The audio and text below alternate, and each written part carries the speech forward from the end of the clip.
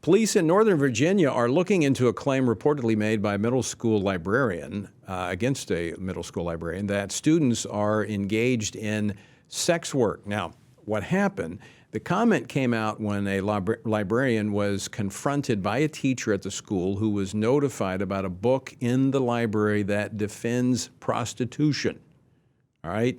So the librarian, if I got the story right, was asked about it, and she defended the book, saying that kids who come in and check out the book were being validated because some of these students are in the sex work business. What? Joining me now to talk about this is Meg Kilgannon, Senior Fellow for Education Studies here at the Family Research Council. Now tell me that I got this story wrong. I wish that you had. I mean, we don't use we don't say sex work because sex is not work.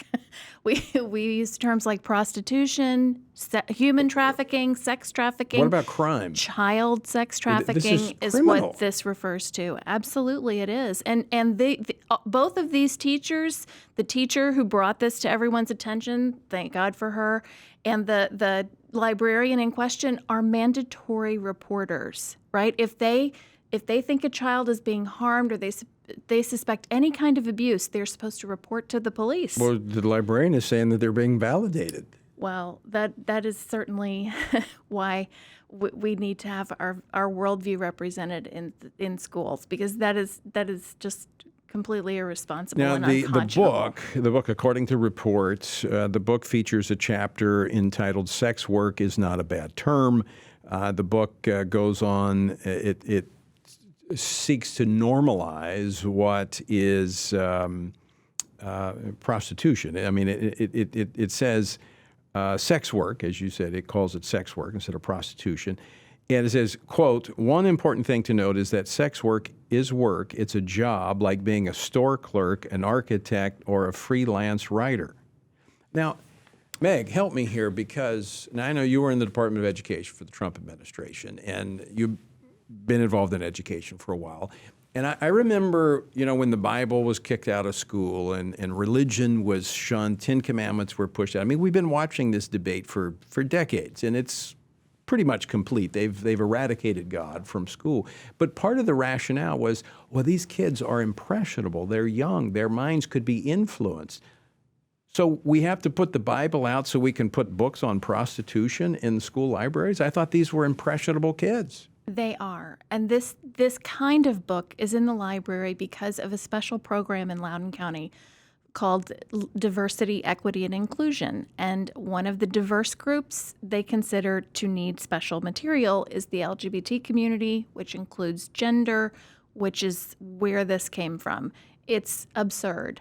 I mean, when we were in school, we were told that education is the pathway out of poverty, and that no matter what your situation, if you worked hard in school, you studied, and you did your best to graduate high school and maybe even go to college, that you could have a successful career and a successful life and get out of poverty. Well, they just didn't define work. What is the message? Work is defined a little differently these days. Apparently.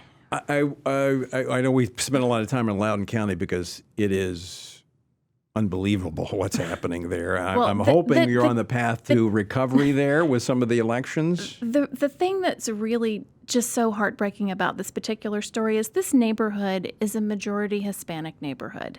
So you're dealing with a population of students who are most likely not in the country legally, and they are very much subject to all kinds of victimization. They're afraid to say anything. They won't report anything to the police, right? And they are some of the most trafficked and victimized population that there are. It's horrible. I'm going to have to do a program on that. I haven't talked about that in quite some time. People are shocked at the amount of human trafficking that takes place within our country. Right. I mean, people within our country. Before we run out of time, it's not Loudoun County alone. This is happening across the country. In North Carolina, a preschool teacher has had to resign because she was using LGBTQ plus flashcards to students.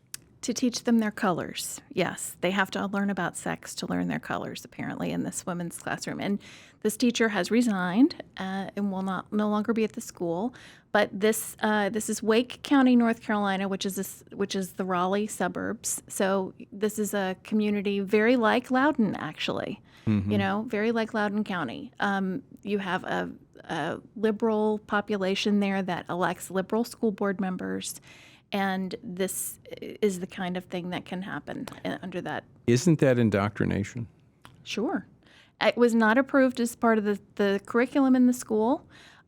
So I guess the teacher resigned because she was probably going to get fired. But had someone not reported, how much she of could have this been, goes unreported?